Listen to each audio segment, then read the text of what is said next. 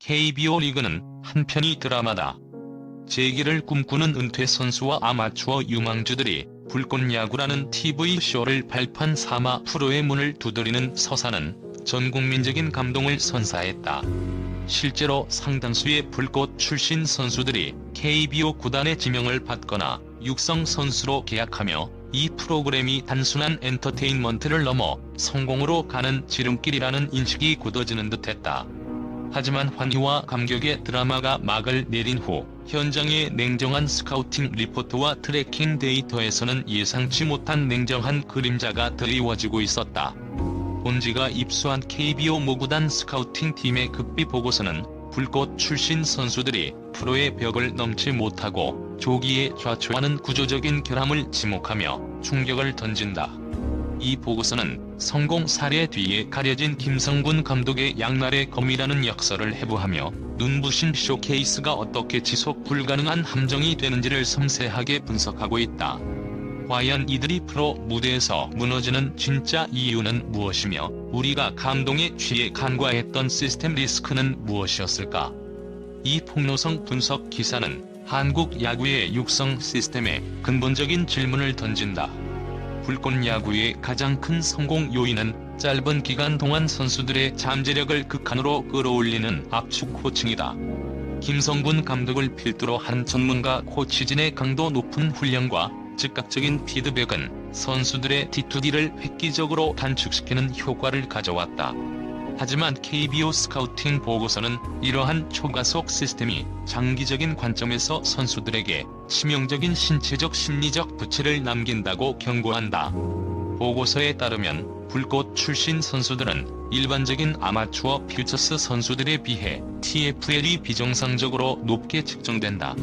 이는 장기간의 체계적인 빌드업 과정 없이 단기적인 성과 극대화에 초점을 맞춘 탓에 신체가 충분히 회복되거나 근육이 장기적인 부하에 적응할 시간을 확보하지 못했음을 의미한다. 한 익명의 KBO 트레이닝 파트 관계자는 방송 기간 동안 부상을 숨기거나 진통제로 버티는 경우가 많았다. 프로 입단 후 주 6에서 7일로 운영되는 퓨처스 리그의 루틴을 따라가지 못하고 조기 방전되거나 예상치 못한 부상을 겪는 사례가 일반 선수군 대비 30% 이상 높다고 밝혔다. 즉, 불꽃은 단기간의 쇼케이스를 위한 최고의 몸 상태를 만들었을지는 몰라도 144경기 체제를 견뎌야 하는 프로 선수의 지속 가능한 내구 구조를 파괴하는 역설적인 결과를 낳았다는 분석이다. 스카우터들이 불꽃야구를 주목하는 가장 큰 이유는 고압 상황에서의 의사결정 품질을 생생하게 관찰할 수 있다는 점이다.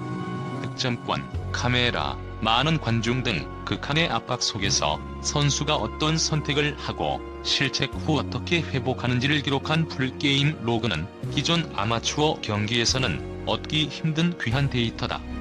그러나 보고서는 바로 이 압박 노출이라는 요소가 평가 과정에 심각한 감성적 오염을 일으켰다고 지적한다. 스카우터들은 논리적으로는 선수의 정규 성과나 트래킹 지표를 우선해야 하지만 방송을 통해 각인된 극적인 클러치 순간의 잔상이 그들의 판단을 무의식적으로 지배한다는 것이다. 실제 데이터는 정규 시즌 동안 해당 선수의 SOPB 비율이나 컨택트 포가 평균에 미치지 못했음을 보여주더라도 9회 말 역전 타점이라는 서사적 무게가 이러한 냉정한 수치를 덮어버린다는 것이다. 보고서는 이를 미디어 버블 효과로 명명하며 구단들이 실력 대신 브랜드 가치와 드라마를 구매하는 결과를 초래했다고 비판했다. 결국 불꽃 출신 선수를 영입한 일부 구단은 고가의 비효율적인 상품을 구매하는 결과를 낳았으며 이는 스카우팅의 본질인 가치 대비 효율성을 심각하게 훼손한 사례로 기록되었다. 불꽃야구 프로그램은 본질적으로 소수 정예만을 위한 프라이빗 부티크 아카데미와 같다. 김성군 감독을 비롯한 1군급 코치진이 10여 명의 선수들에게 개인 교습에 가까운 밀착 코칭과 최상의 회복 환경을 제공한다. 하지만 프로 계약 후 선수들이 마주하는 KBO 퓨처스 리그 환경은 이와는 극명하게 대비된다. 익명을 요구한 퓨처스 리그 코치는 불꽃에서 온 선수들은 자율관리 시스템에 대한 적응력이 현저히 떨어진다고 증언했다. 불꽃에서는 코치와 트레이너가 루틴, 식단, 수면 패턴까지 철저하게 관리해줬지만 퓨처스에서는 한 코치가 30여 명의 선수를 관리해야 하며 스스로 훈련 계획을 짜고 몸 상태를 관리해야 하는 프로의 자율성이 요구된다. 보고서는 이 시스템의 변화를 관리 종속형 선수와 독립운영형 선수의 차이로 해석한다. 불꽃을 거치며 김성근의 시스템에 완벽하게 종속된 선수들은 그 시스템을 벗어나는 순간 결정장애를 겪고 루틴과 집중력을 잃는다. 훈련량, 역량, 심지어 경기에 임하는 심리적 준비까지 모두 스스로 해야 하는 퓨처스 리그의 대형 공장 같은 시스템 속에서 이들은 결국 길을 잃고 보호받던 환경에서 얻은 성과를 재현하지 못하며 도태되는 비극을 맞이하는 것이다. 김성근 스탬프는 분명 선수에게 강렬한 신뢰의 신호로 작용한다. 그의 눈에 들었다는 것은 이미 강도 높은 훈련과 정신적 압박을 견딘 예비 인증과 다름없기 때문이다.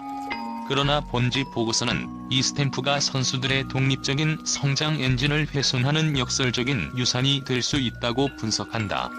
김성근 감독의 코칭 철학은 반복 가능한 선택 시스템에 각인해 있다. 투수에게는 카운트별 피치 전략을, 타자에게는 이 스트라이크 이후의 접근법을 감이 아닌 규칙으로 이식한다. 이 접근법은 단기적으로 의사결정의 품질을 비약적으로 향상시키지만 프로 무대에서 요구되는 변화에 대한 적응력과 자기 수정 능력을 약화시킨다는 치명적인 단점이 있다. KBO 리그의 투수와 타자들은 매 경기 새로운 전략으로 맞서며 끊임없이 상대방을 분석하고 그에 맞춰 자신의 스윙 궤적이나 투구 패턴을 미세 조정해야 한다. 하지만 불꽃 출신 선수들은 이미 각인된 정답 외의 전략을 시도할 때 극도의 불안정성을 보이며 타 구단의 코칭 스태프나 다른 투수의 볼 배합에 맞춰 스스로 플레이를 재설계하는 능력이 현저히 떨어진다.